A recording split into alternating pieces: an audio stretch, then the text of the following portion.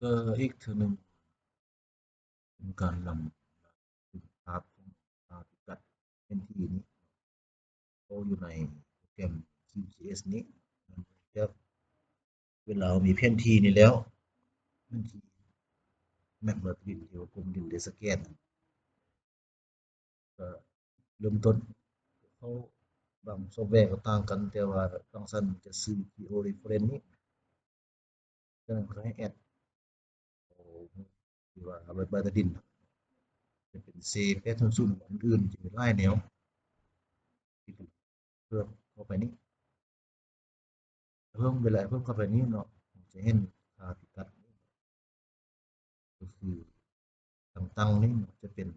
ค่า x นอนนี่จะเป็นค่า y หรือว่าเป็นต่างๆอย่างเส้นแหวงนอนจะเป็นเส้นขนานเมื่อเวลาแอดเข้ามาแล้วเราก็ขึ้นภาพไปเลยเนาะซูมเข้าไปให้มันดีว่าก็คือได้สุดเพื่อว่าให้มันคิดเดียงคลิกตัวนี้นั้นถือว่าเป็นเมื่อกี้นี่เนาะค่า x จะอยู่ทางลุ่มต่างๆท่านเนาะแปดในซ้ายมันก็8 0 1 1 2 3 y ซึ่งขนาดนี้โดยแนวนอนนะ2 1 5 7 1 2 3เป็นจุดที่1โอเคแล้วแล้วมันก็เป็นจุดที่2ที่2นี่ก็อยู่นี่ที่เก่าจุดนี้ตัวนี้ x จะเป็น8 0 1 1 2 3เป็นเส้นแบ่งเส้นขนาน2 1 5 7 5 2โอเคฉะนั้นเรือมาทางเรือข้อมือนี้ภาพที่เก่าใส่ค่า x ที่เก่า8 0 5 0 0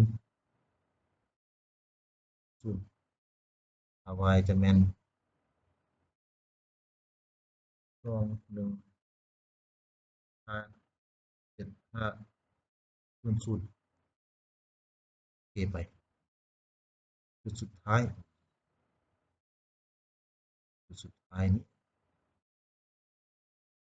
อ่า